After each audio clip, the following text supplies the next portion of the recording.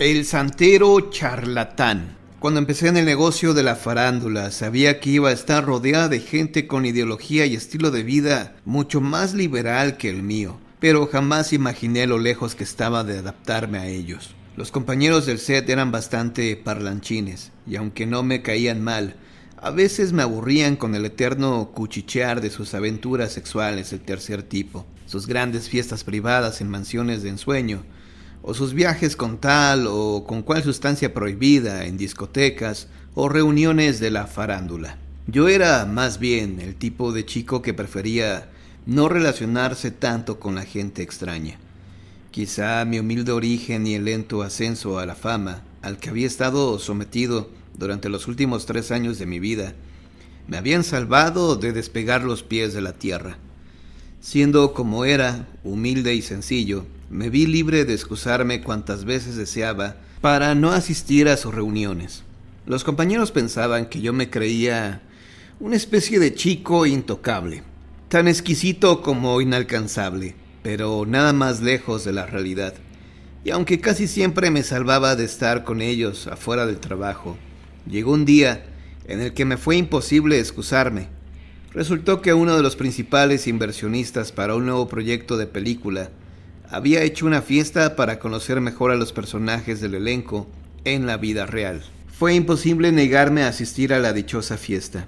Enviaron por nosotros unas limusinas muy elegantes, casi nuevas. Viajamos en carretera aproximadamente 3 horas, hasta llegar a un rancho en las afueras de la ciudad. Estaba dentro de un espeso bosque, y mientras nos acercábamos más y más, podíamos ver las impresionantes luces que salían del lugar. La casa era una mansión, de esas que solo están en la imaginación. El dueño era un famoso, traficante de sustancias prohibidas, pero yo no lo supe hasta que estuvimos en la fiesta. De repente, me sentí más incómodo de lo normal por haber asistido. Pensé en lo tonto que había sido al no inventarme de repente un grave resfriado y excusarme de ir a la fiesta. Pero todo era inútil ya. Una vez que estuve ahí, traté de permanecer invisible para todo el mundo, hasta que de pronto un hombre joven de unos 25 años me abordó y comenzamos a hablar. Nos fuimos a sentar a una fuente muy bonita que estaba en medio del estacionamiento, con vista a la alberca y unas carpas donde estaba la mayoría de la gente bailando y divirtiéndose con unos disc jockey que habían contratado para la ocasión. El lugar era enorme, había espacio para todo el mundo. Entre columnas de mármol, de muy mal gusto para mi humilde opinión, alcancé a ver a 2 chicas muy bonitas acompañadas de un hombre muy feo que les ofrecía sustancias prohibidas. Las chicas encantadas daban brinquitos de alegría, aplaudían y se besaban cada que aquel hombre les aproximaba un espejo con inhaladores. Las chicas llevaban poca ropa y al parecer, lo disfrutaban. Eso hacía tan feliz a su anfitrión, que había mandado llamar a un bartender solo para ellos 3, y se habían instalado en una pequeña carpa individual. Mientras hablaba con Ricardo, que así se llamaba el muchacho aquel, le pregunté por el hombre que estaba con las 2 chicas.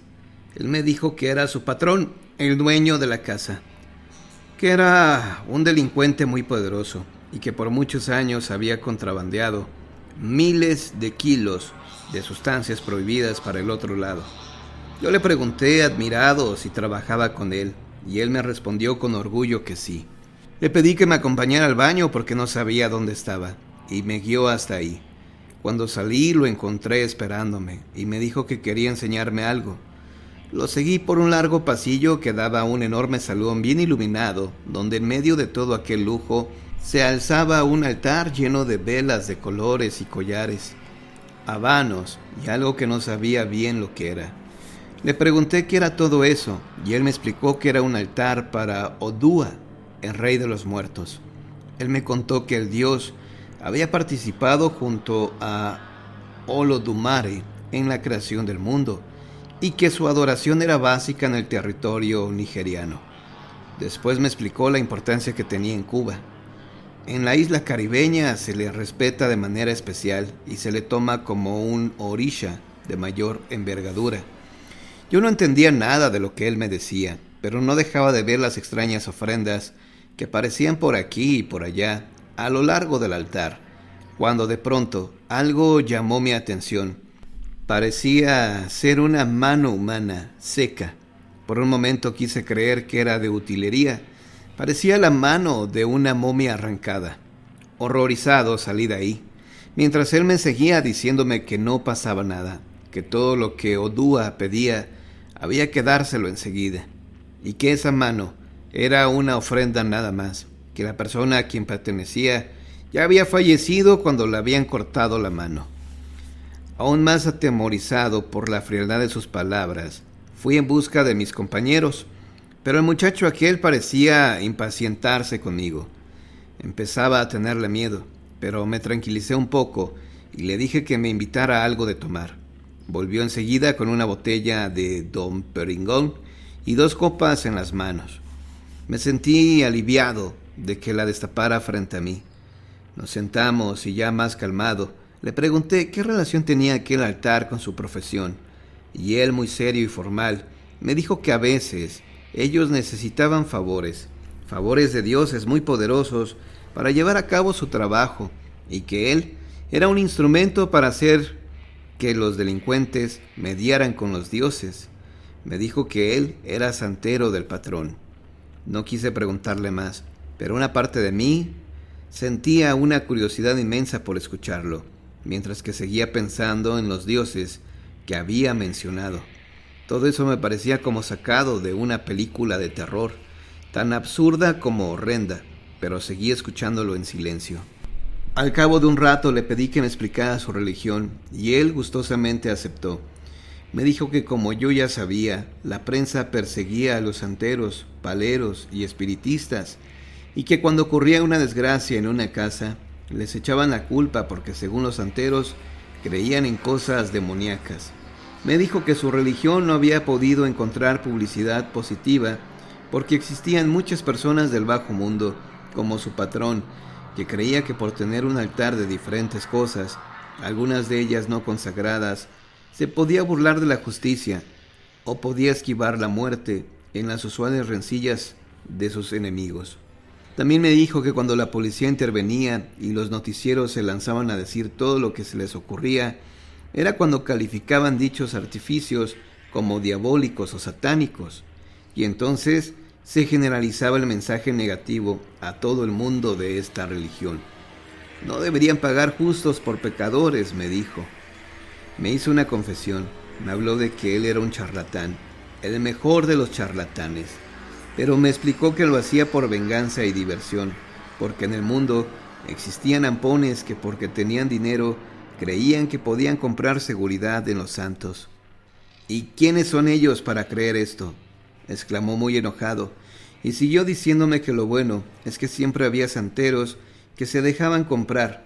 La cosa era así: el santo daba oportunidades de cambio a personas que habían hecho cosas negativas, y en algunos casos les daban fechas límite para que dejaran de hacerlo bajo su protección. A partir de la fecha especificada, si la persona seguía en sus asuntos, el santo le daba la espalda por completo, es decir, le retiraba su protección para siempre. Los hermanos santeros saben que cualquier cosa que suceda les será achacada. Me dijo que los efectos de limas, esposas, machetes, etc. eran propios de las calderas y no se usaban para profanar tumbas. La profanación de tumbas es un delito en casi cualquier parte del mundo.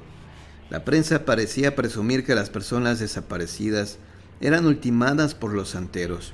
Eso le daba mucho rating a los noticieros porque la gente estaba ávida de sangre. Se puso muy serio y me dijo que la incomprensión generalizada de la religión era una de las cosas que debía ser esclarecida. Los santeros no somos delincuentes, no matamos a nadie, ni estamos en bajo mundo, y tampoco profanamos tumbas. Me dijo, lo que él hacía era puro show para ganar dinero a costillas de una gente mala. Pero yo debía de saber que no todo lo que aparecía en la prensa era cierto, y que debía saber que los santos nunca avalaban la delincuencia, que más tarde o temprano el que vivía mal acababa mal, y que no todo el que tenía altares o cosas raras en su casa y se justificaba con la religión era religioso ni santero. Después de más de 3 horas de plática, pensé que él dejaría de estar interesado en mí y que se iría a buscar a otra persona más festiva, pero lamentablemente me equivoqué. No solo no se iba, sino que mandó traer más botellas. Yo tenía miedo que podría yo desagrarlo o hacerlo enojar. Hasta ese momento no me había obligado a hacer nada y no quería que las cosas cambiaran. Volteaba a ver hacia donde se hallaban mis amigos. Ninguno se encontraba donde se suponía que debían estar. Como de costumbre, todos se notaban muy tranquilos, mientras yo seguía sentado al lado del santero charlatán. Se puso muy borracho y se quedó dormido en un confortable sillón de la sala. Yo salí de ahí antes de que se despertara. Fui a buscar a mi abrigo y también a sacar del bar a uno de mis amigos porque ya estaba causando problemas.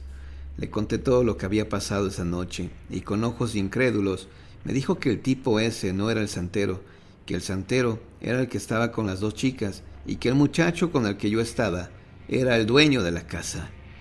Seguí presionando a mis compañeros para que saliéramos de ese lugar. Ellos me odiaron profundamente, pero en cuanto les dije que estábamos a merced de un loco, decidieron regresarse conmigo. Aunque no sabíamos cómo salir de ahí, y estuvimos dando muchas vueltas por aquí y por allá. Al final llegamos a la carretera y de ahí a la ciudad. Después de esa extraña pesadilla, por fin nos encontramos en casa. Meses más tarde descubrimos que había sido autorizado el dinero para rodar la película y que probablemente tendríamos que invitar a esta persona a la premiere y a la fiesta posterior a la función. Después pensaría en correr o abandonar el proyecto, pero mientras tenía trabajo muy bien pagado.